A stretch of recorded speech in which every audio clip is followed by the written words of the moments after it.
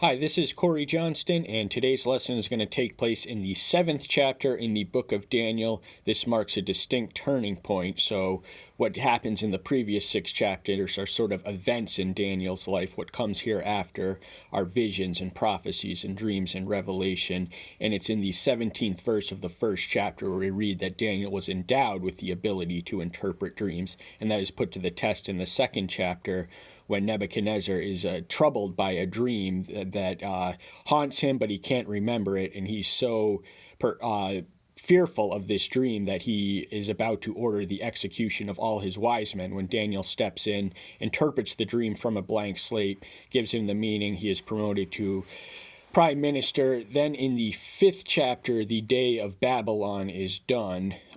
It falls literally in a night when Belshazzar, the king who is king when he's writing this prophecy, what happens in between is in service to the Persians who kind of take over. But it's in the 5th chapter where we witness the replacement of the Babylonians by the Persians who occupy their capital city. There Daniel remains as the prime minister to the emperor of the Persians from Babylon. And but much of what comes after is visions. Now, prior to this time, as we already mentioned, he only had experience in interpreting dreams. And here we read of a dream, and it's in the 1st year of Belteshazzar's reign. So this takes place in between the chapters of 4 and 5. And it would have occurred exactly in the year 553 BM before Messiah. And the one that comes in the 8th chapter took place in the 3rd year. So that would have taken place in 531 BM. But all that comes after it occurs in the place of Cyrus. Cyrus is the one whose employ he finds himself beginning in the 6th chapter. So but this takes place before the events of 4 and 5. So we want to time the vision within the frame of the events themselves. So that being said, we're going to open with the opening verse, which reads, "In the 1st year of Belshazzar, king of Babylon, Daniel had a dream and visions of his head on his bed. Then he wrote down the dream, giving a summary of the matters." Now, Belshazzar didn't use Daniel for whatever reason. His grandfather Nebuchadnezzar had come to rely on him because he was the best servant, the ablest servant, the most competent and excellent in spirit and integrity. Yet Belteshazzar was a foolish king. He played with the items of the temple of God, and on that night brought his very death and destruction and conquest. So, but Daniel was not being inactive during this period. He would have been spiritually struggling on the warfare. He had a mindset and an aptitude to be a victor in spiritual warfare, and he was visited by dreams and visions. These ones belong to him, and we read that he begins to interpret it around the 15th verse.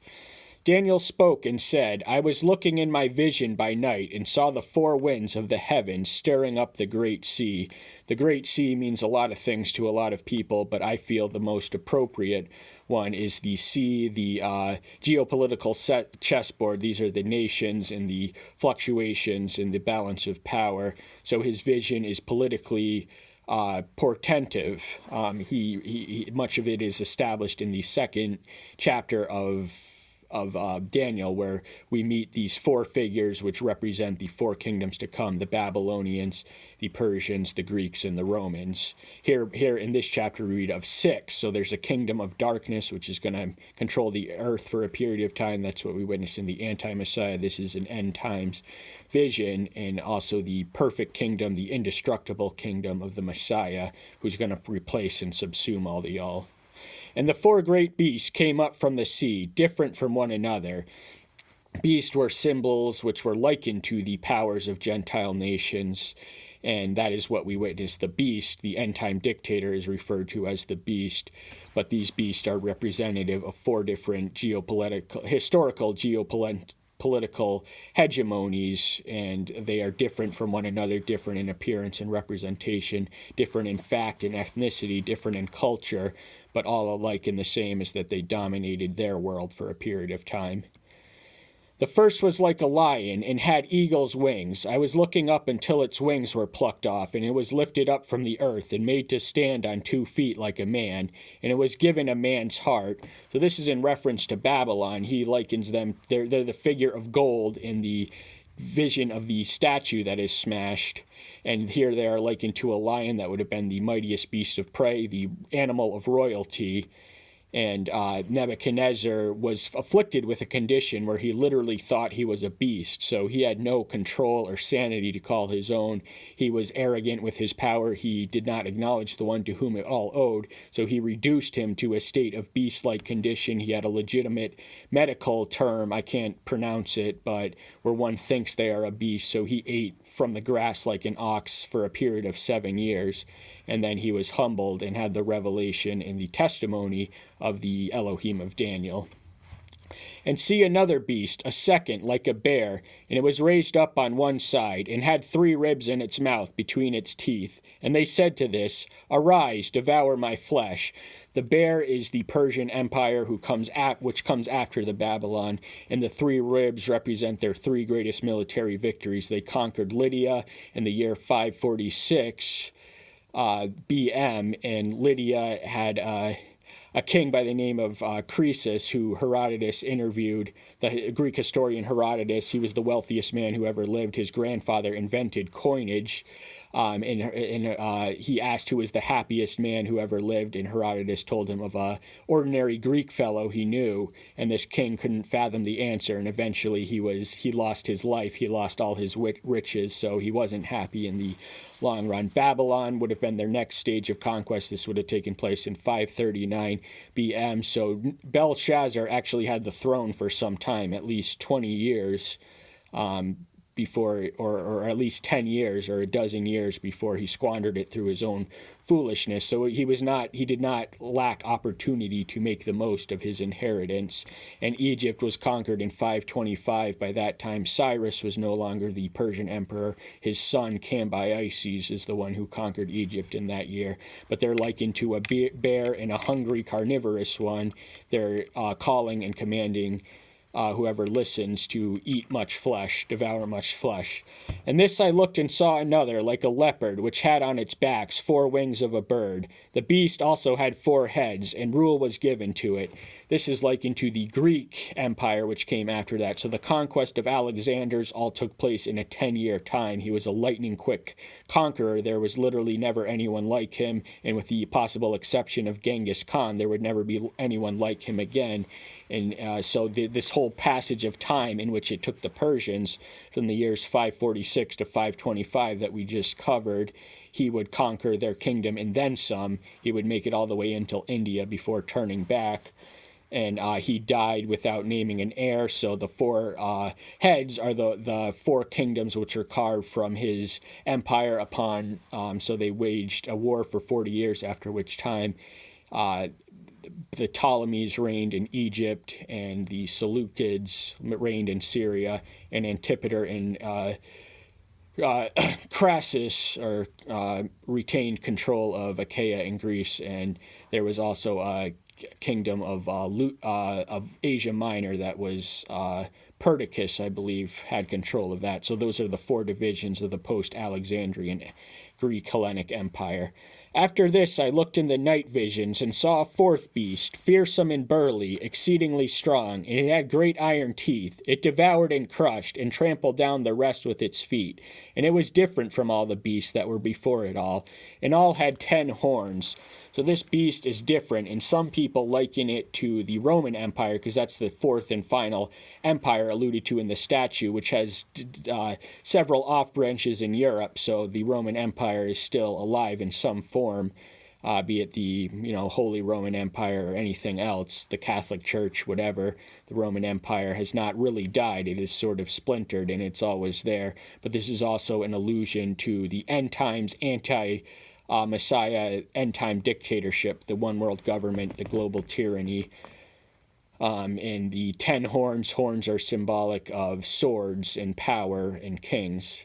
I was thinking about the horns, then saw another horn, a little one, coming up from among them, and 3 of the first horns were plucked out by the roots before it. And see, eyes like the eyes of a man were in this horn, and a mouth speaking greatness.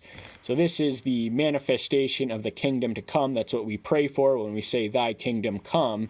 In the Lord's Prayer, this is the event which he's beginning to see unfolding. So eyes like the eyes like a man, and this man is the Son of Man. We're going to read that likeness applied to him in the 13th and 14th verse. I was looking until thrones were placed, and the Ancient of Days was seated. His garment was white as snow, and the hair of his head was like clean wool, and his thrones was flame of fire, and its wheels burning fire. So the Ancient of Days means he's eternal, he's pre-existent, he always is, he always was, he always will be. He is without beginning, without end. He is the Ancient of Days, and he is seated with a garment. White is representative of divinity and purity. White as snow, we read, and clean wool. So we read a similar description in Revelation 1:14. A lot of people have the picture of the white Christian Jesus with the long hair, but in the New Testament in Revelation we read that he had hair like wool, more similar to someone who's white, sub-European, and the flames of fire, we also read in Revelation 1:4, its wheels burning fire, so he has a passion and an intensity and a power within his eyes, which appear as flames before any and all who behold the spectacle. A stream of fire was flowing and coming forth from his presence, and 1,000,000 served him, and 10,000 times 10,000 stood before him. The judge was seated, and the books were opened.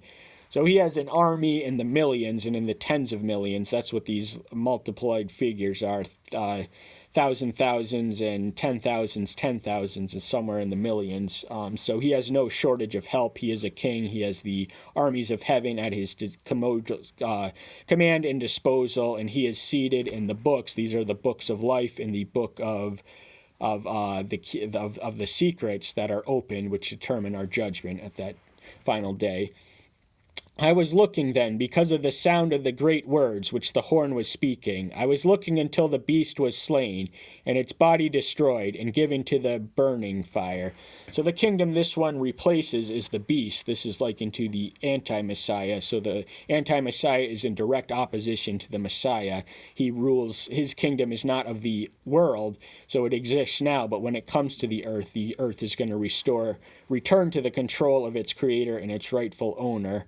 And he literally conquers, sword in hand. The beast is slain, body destroyed, given to the burning fire. That means it's cast into hell, where it has to be held morally responsible for his illicit kingdom's building exercise. And the rest of the beasts had their rule taken away, but a lengthening of life was given to them for a season and a time. Now, what the lengthening of that life is given, we have no idea. The only thing we do know is that we don't know, but what we do know is that the defeated kings of the earth, they have shelf lives past their point of expiration, and it's for a season and time. We don't know how long that is, but we know that there's some range of time within the window. I was looking in the night vision and saw one like the man of Enosh coming with the clouds of the heavens, and he had in him the Ancient of Days that brought night before him. So this is a powerful figure. Everything is capitalized. One, Son, and Enosh, and Ancient of Days. So once more, he's the one from the beginning who was with the beginning with God and created all things and was God, as we read of in John. And this is the one he sees. He is the Son, a capital Son. So when Ezekiel is referred to as Son of Man, there are some 82 times in the Gospels alone where the authors record the Messiah self-reference himself as the Son of Man. Here it's the Son of Enosh, but in most translations it's Son of Man. So that is a messianic title which portends to the New Testament, a self-reference, and this was all beholden in a vision. So he saw this all come to transpire and come to action. It was a dream of a future day, yet to be fulfilled day, and it's the millennial dispensation upon which we wait and pray for right now. And to him was given rulership and esteem, and a kingdom, that all peoples, nations, and language should serve him.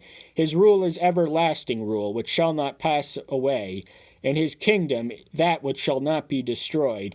So in contradistinction of all the empires which came before them, be it Babylon, Persia, Greece, Rome, etc., the Messiah's, his is incorruptible, his lasts forever because it belongs to the Ancient of Days, whose kingdom is as eternal as he comes. And one day it's going to permanently stamp out all these imposters, these usurpers who have no right to rule the earth, which belongs to the one who created it. But all people, all languages, so the entire world is going to be ruled by him. So his rule is total and it is eternal. It is an everlasting rule that does not diminish, corrupt, or decay. As for me, Daniel, my spirit was pierced within my body, and the visions of my head alarmed me. So oftentimes we find Daniel physically deteriorated. Some of these visions are induced by fast, such as the one we read of in the 10th chapter. We read that for a period of 21 days, he was fasting. So he did pay the price with his body for the physical, for the spiritual revelations which he saw. As we mentioned, this begins the explanation, but we're going to divide this one in half. That's all the time we have for today. Thank you so much. I'm so glad you're here. Stay tuned until next time. I'll see you then. Bye-bye.